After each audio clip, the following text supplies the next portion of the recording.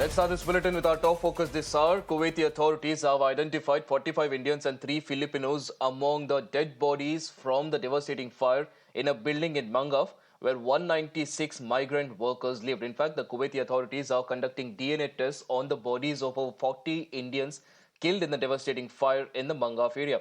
A special IAF aircraft carrying the mortal remains of the 45 victims in the fire incident in Kuwait has also taken off for Kochi.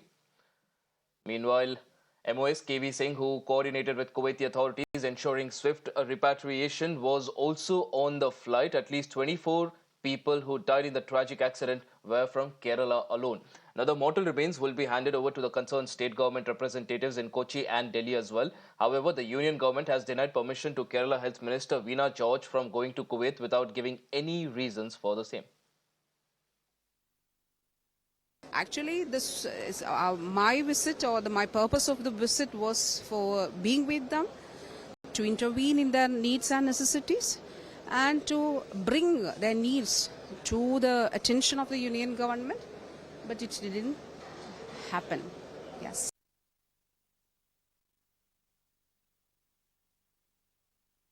ഇവിടെ ഉണ്ടായ ആരോഗ്യകരമായിട്ടുള്ള മലയാളികളുടെ പ്രശ്നങ്ങൾ കൂടി പരിഹരിക്കാനും അതിൽ ഇടപെടാനും ആവശ്യമായ തുടർ ചികിത്സകൾ വേണമോ എന്നുള്ളത് ഉൾപ്പെടെ നിശ്ചയിക്കാനും വേണ്ടിയാണ് ആരോഗ്യ വകുപ്പ് മന്ത്രിയെ തന്നെ നേരിട്ട് കാര്യത്തിലേക്ക് അയച്ചത്.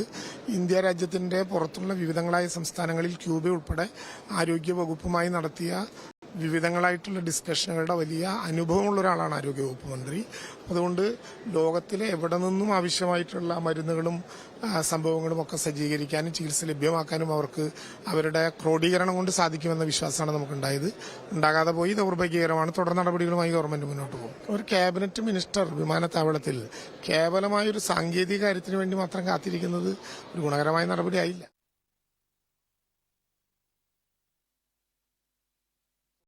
So this is the tragedy that, of course, the body is being brought back. But meanwhile, like we saw there, politics also peaking over this particular matter. The Kerala Health Minister also wanted to be one of those people who ensured that the bodies were brought back safely. But she was denied permission. She was also speaking there, talking about how she just wanted to ensure that she was present and also coordinated with the families of those deceased. Now, remember, the Kuwaiti authorities are conducting the DNA tests on the bodies of over 40 Indians who were killed in this particular fire. Right. My colleague Imran joins us on the broadcast to get us more details on this. Imran, this is, of course, a very tragic incident and the body is being brought back now. But 24 of the 45 people killed are from Kerala. And the Kerala Health Minister, of course, wanted to coordinate better and wanted to be there on the spot to ensure that the bodies are brought back. But the big question here is, why was she denied permission?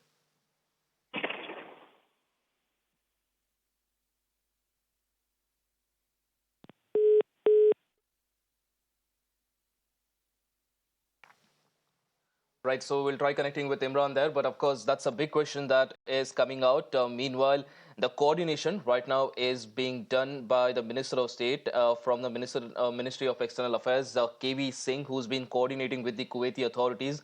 He's been trying to ensure that there is, of course, swift repatriation, and at least 24 people were being told who died in this tragic accident were from Kerala alone. Now, the authorities, the Kuwaiti authorities, have of course been coordinating with India.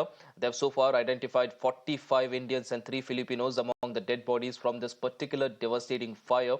Now, remember, this is of course a building which was in Mangaf area of Kuwait, and 196 migrant workers lived here. So this could have been a much larger tragedy, and was averted, of course, by alert authorities. And why exactly this happened, all of these details are now being probed. On your screens right now are the list of the Indians killed as well. So clearly there, the authorities making sure that the identification process is carried out swiftly, and there is a coordination between the Kuwaiti authorities and the Indian authorities, and even the bodies are immediately brought back. And given the fact that most of them, in fact, more than half of the victims were from Kerala, the flight is, of course, taken off for Kochi. My colleague Imran joins us back on the broadcast. Imran, the big question here, of course, is a lot of the bodies, a lot of people who died are from Kerala. More than half of them are from Kerala. And you'd expect the Kerala minister, the health minister there, to ensure there is a better coordination and also be involved in the entire process. The big question right now, which a lot of people are asking, is why was she denied permission to travel?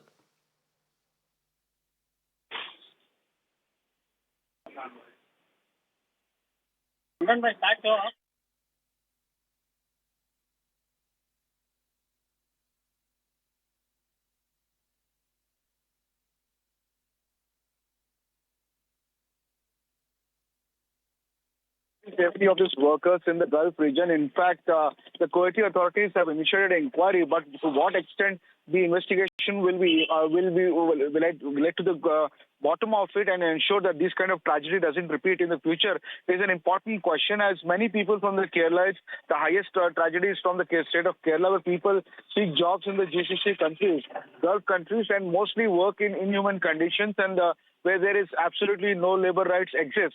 And in these conditions, and where the people go out for seek for living, and if these are the conditions, and what is the kind of ensurety and what the Indian government will follow up is a big question. In that, even as the loved ones wait for their bodies to reach Kochi and back to give them a dignified burial, the question remains lingering as to what about others and what about their safety conditions.